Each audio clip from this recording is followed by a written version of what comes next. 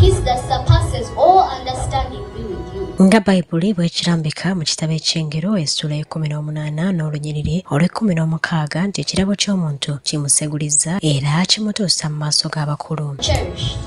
You are special. You are a treasure. Ensangi zino abaana bangi abalina ebirabo n'ebitone eby'enjawulo ebyetaaga okukuzibwa n'okwongerwamu amaanyi. My stealing, my cheating. This love is more than that you can give to your mother, sister, brother, father. Omutontomi Sava Glen Trinity Mutebi w'emyaka 10 omuyizi ku ssomero lya Disney Junior and Primary School Muyenga ali mu kibiina eky'omukaaga y'omu ku abo Mukama Katonda be yagemulira ekirabo. Love is more than that you can give to your girlfriend, boyfriend, husband, wife. This man died for me. Ono ku myaka gy'emito ddala mugezi ekizukkiridde nga kino kyeyolekera mu ngeri gy'asengekamu ebigambo bya tontoma. Emiramwa gy'asalawo okutontomako nga byonna bigenderera okusomesa emiti emito n'ensi yonna okutwaliza awamu. Once dreamt broken, but even through it all, she gathers the broken pieces of herself and uses them to build a strong family. Mutebi bw'omusanga ng'azannya ne bato banne oyinza okugamba nti balowooza kye kimu so ng'ate amagezi n'obuyiiya by'alina bisukkuluma n'abalina ebirevu abamu. Came a light shining so bright that the demon smiling suddenly jumped his fright, and the man that talked to the net another rhythm. And Jesus Christ. Emboozi y'ono gye tuleese leero era omusasi waffe bw'amutuuseeko amusabye amutontomeremu naye ky'akoze era ekitontome ky'asuuse nakyo kibadde kikwata ku bugubi bamaama bwe bayitamu okkuza abaana nga tebalina aboogerera. This poem about mothers, because there are a lot of mothers out there, single mothers, they are paying their school fees without the men are, like the fathers are doing nothing. So I wrote this poem so that the mothers can get the confidence to stand out for their rights. I speak for the mother whose voice is silenced. I speak for the mother whose voice is silenced. That mother whose nightgown is a crown of pain. Her body always turned into a drum with no cymbals.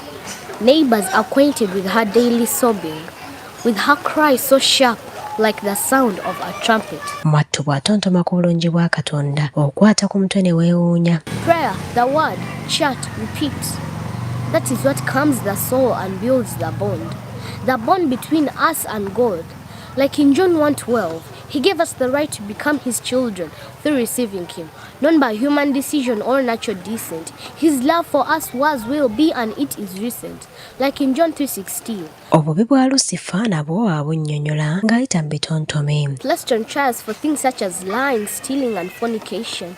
For this was the beginning of my tribulation, but there was no reason to plead an innocent statement, for all the evidence was sitting right there with Satan.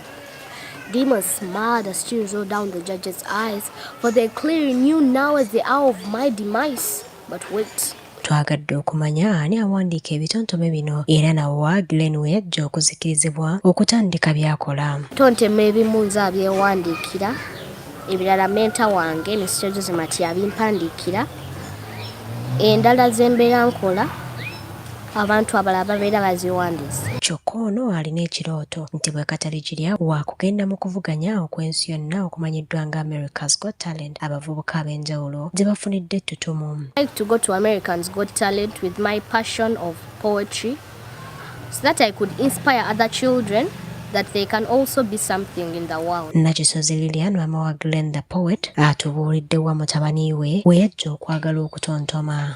Ate nga yakirabira ku tulina poet eyo ekisugu bamuyita Anne the Poet gwe yalabirako n'abuuza bannange okikoze otya kyamunyumira ate nga yatandika wa myaka 8. Ebikolwa bya mutabani we agamba tebimwewuunyisa kubanga kuva buto ng'amagezi gamwesera. Akwatagana mangu n'abantu ate muntu ayagala okusoma ayina omukwano mungi nnyo n'ebitabo ate mugezi. Banange mu klasi abavuga Mukama tumuddize ekitiibwa. Ayongeddeko nti ng'omuzadde bwe yategeera nti mutabani we alina okuyaayaana mu kutontoma yafuba nnyo okulaba ng'amufunira abakugu mu kisaawe kino okulaba nga bamukwatirako. Omwami Josmat kati nga omuzadde nakola eyo connection kubanga ono mwami amuwabula namuyigiriza bawandiika poemu nawandiika ne bagitereeza ate naye afubye okulaba nti atufunira platforms ez'enjawulo ekitone kireme kutuulibwako